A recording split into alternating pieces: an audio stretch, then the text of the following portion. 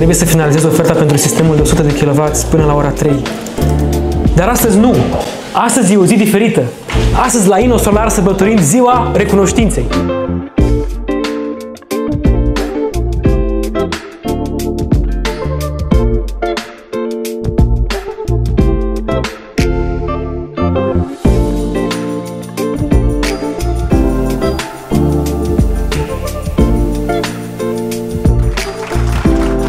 Ori de câte ori intru cu mașina și caut să parchez, apoi urc scările, mă uit în stânga, în dreapta și e un lucru care îl împărtășim împreună cu cei doi cofondatori, și David și domnul Benone.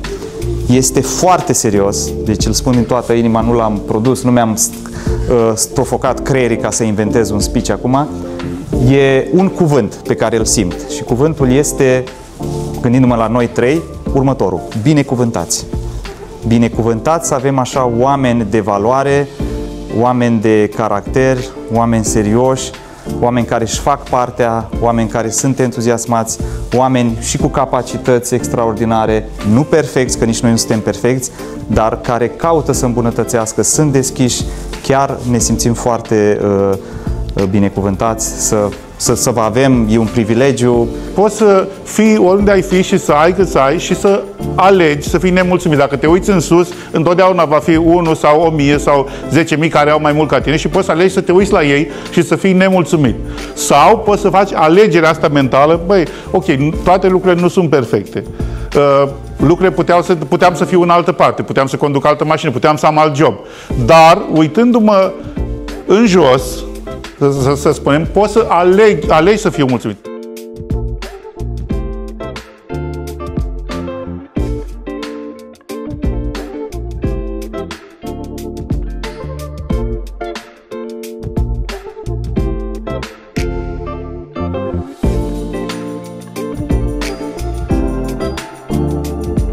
Bună, Anca! Dacă vrei să ne spui cum ți-a părut ziua de azi și evenimentul de ziua recunoștinței.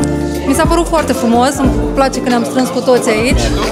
Mi-am dat seama cât de norocoși suntem, că suntem o echipă atât de unită. Mulțumim! Ionuț, dacă vrei să ne spui astăzi cum ți-a părut evenimentul? A fost o zi frumoasă alături de colegi și bineînțeles că și de muncă căutăm cele mai bune soluții pentru clienți. Împreună putem face, bineînțeles, brainstorming și identificând noi soluții pentru casa sau afacerea dumneavoastră. Georgiana, dacă vrei să ne spui în 2-3 cuvinte cum ți-a părut evenimentul de astăzi, cum l-ai perceput, cum ți-a părut și întâlnirea cu colegii și timpul petrecut împreună. Mi-a plăcut, m-am bucurat să-i revăd pe colegii din țară și îmi place că se păstrează acest principiu în fiecare an cu ziua mulțumirii, pentru că este cel mai important. La finalul acestei zile îți mulțumim ție, dragă client, că ne-ai ales și...